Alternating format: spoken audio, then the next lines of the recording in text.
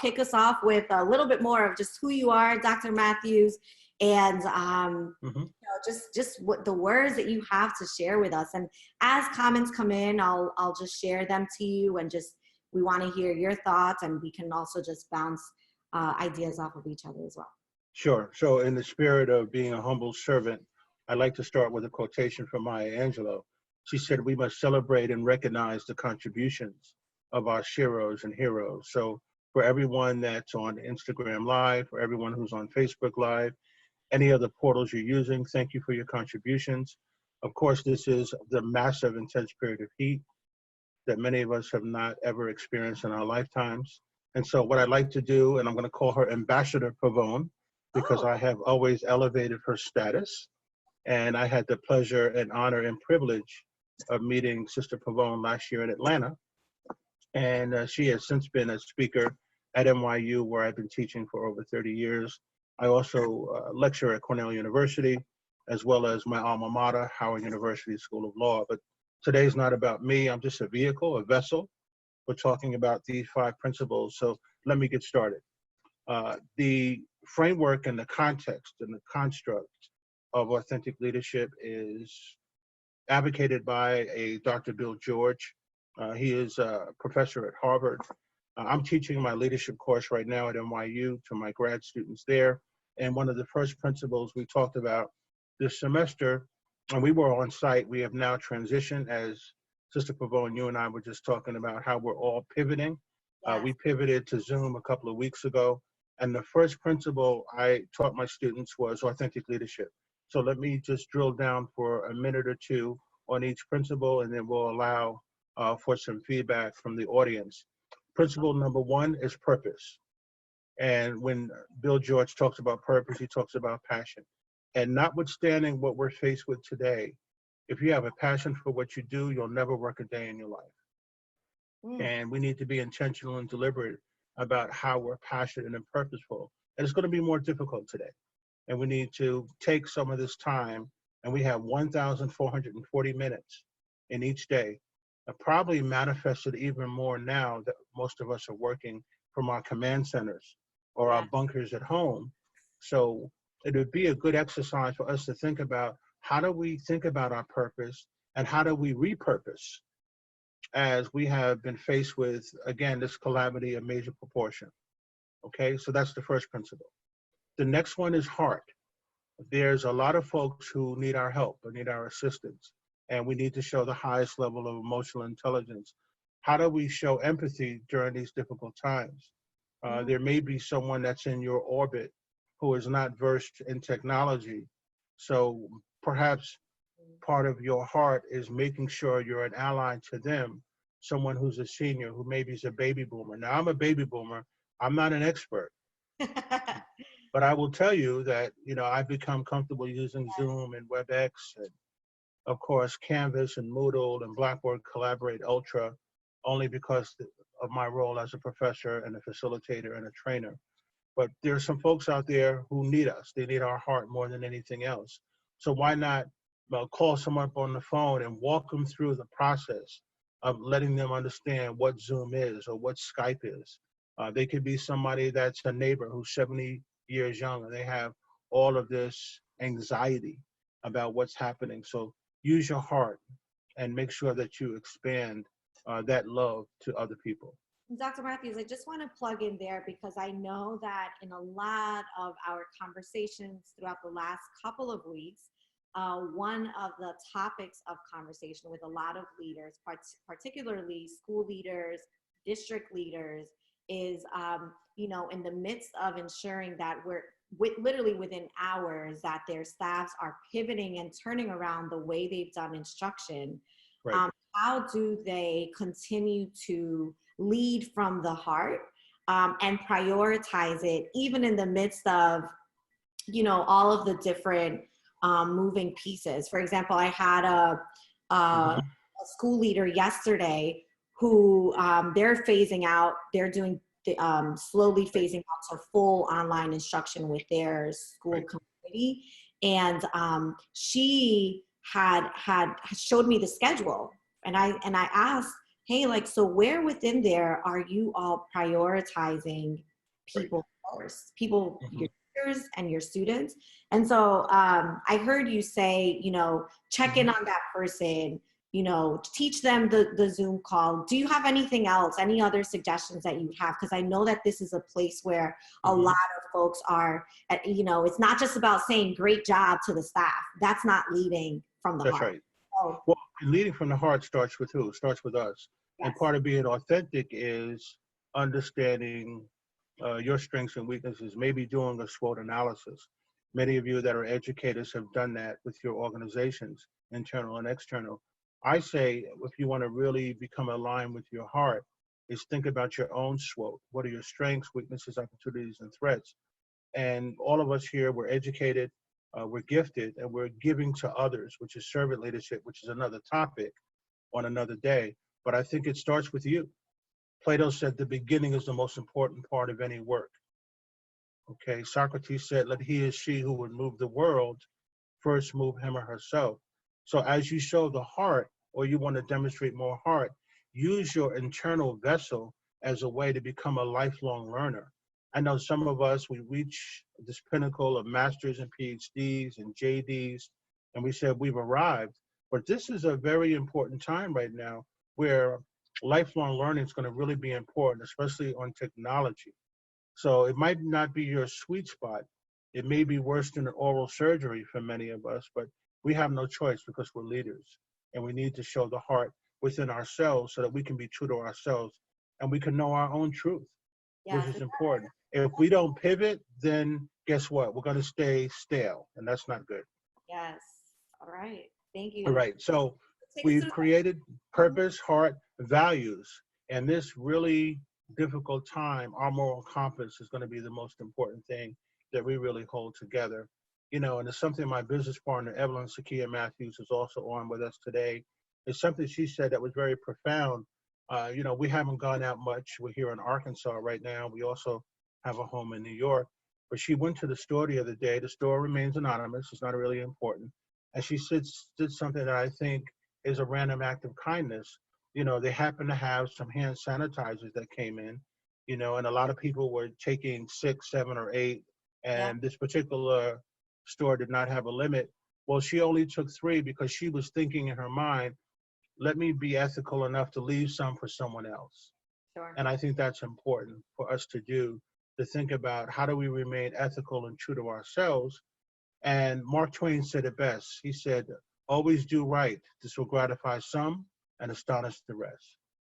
So always do the right thing and always think about being ethical when people are looking and when the lights are dark. Yes. Okay, it's important to do that. Okay, so the next principle, so we have purpose, heart, values, self-discipline. Some of us during anxiety and stressful times, we are a self-inflicted wound. Mm. We hemorrhage from the mouth. We say things that are not very genuine. But here's the thing, folks. There are folks around us in our orbit who are thinking of ways of making your day miserable. So you need to understand, you need to maintain that self-discipline. There are actually folks, and this is very candid of me to say this, that are very happy that this whole coronavirus situation is happening because they're just negative, evil people. Okay, so what you have to do from a self-discipline standpoint, you've got to starve the disruptors because they're professional derailers Yeah. and they are pot stirrers. And they're going to stir the pot even more now during this difficult period because they know they have some very unique targets. So again, don't take the bait. Make sure you stay authentic to yourself. And so that self-discipline is really important. And also self-discipline now making sure that you fluctuate, modulate, calibrate, levitate, and negotiate, being able to be in your vessel or your home and knowing that you need to be disciplined about what you're eating, what you're putting into your body, how Ooh. you're exercising, because Yes. this is now your workplace. Yes. Hmm. Okay? Absolutely. I love that you said that and named that, like being very conscious. So there's the one of the characteristics around self-discipline and being very conscious of what you put in your body, how you treat your body, all of those things. Good morning, Terrence. Good morning, Marquise. And so thank you for highlighting that part of self-discipline. Absolutely. So, And then the last principle is relationships. And there's a concept, another authorism like IPOH. It's called LBWA, Leadership by Walking Around. So from a relational standpoint. Say that one more time, because we got to get people. And Okay. I'm on here. Now, I just want to make sure everybody knows I'm a recovering lawyer, but both IPOH and Leadership by Walking Around are both copywritten, but you can use them as long as you give attribution. So Leadership by Walking Around is a concept that normally, under normal circumstances, we would do in our workplaces. Some of us are very comfortable in our corner offices. We've achieved the role as assistant principals and principals, and we have the nice office with the beautiful view. It's a corner office, and we kind of hold court there. Leadership by walking around is making sure you have touch points. And that fifth principle of authentic leadership is just as important as the other four. Now, you're probably wondering, well, Dr. Matthews, how do I practice leadership by walking around virtually? Very easy. You make sure that you're on Instagram. You make sure you're on Snapchat. You make sure you're on Twitter. You make sure you're on Facebook, LinkedIn, so that maybe you can practice leadership by walking around and reconnect with somebody that you went to high school with, that happens to be an educator like you are, but you haven't connected with them in 20 years. Yes. So leadership by walking around is building or rebuilding those bridges that maybe you had before. And this may be an opportunity. Albert Einstein said, in the middle of difficulty lies opportunity. So this may be an opportunity for you to reconnect with folks. I got for example, like a message yesterday from one of my colleagues I didn't know from Howard University School of Law. He graduated 8 years after I did, but we happen to have some synergies in our DNA. And so now we're connecting, and we connected through LinkedIn. So this is a perfect opportunity for us to practice that relationships, where we can build relationships, but also, as my partner says all the time, you might have a chance to do some inventory. And during this time of self-reflection, maybe you need to extricate those relationships that are not really that important to you. Yes. And as you go through this difficult period, you need to make an assessment as, well, I thought that person was my friend, but I haven't heard from them. Mm-hmm. I sent them a message, I hope you're safe, but they haven't reciprocated. Mm-hmm. So the relational part goes both ways. How do I expand my portfolio if there's a ROI for that, or return on investment? Or how do I get rid of some dead skin, if you will, or dead weight?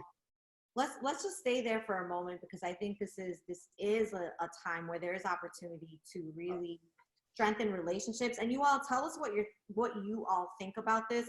I saw someone say all characteristics of personhood leadership, which was what Dr. Matthews was sharing. And so let's stay on relationships for a moment. You talked about us being able to right now to take the opportunity to go on these social media platforms, reconnect with someone from our network, even if we have not connected with them in years. And even what I've heard from some folks is, it's kind of weird not or just connecting with someone out of nowhere when we haven't connected with someone in years, right? And sometimes it's okay with just starting with, hey, I haven't spoken to you in quite some years. I came across your profile. How are you doing?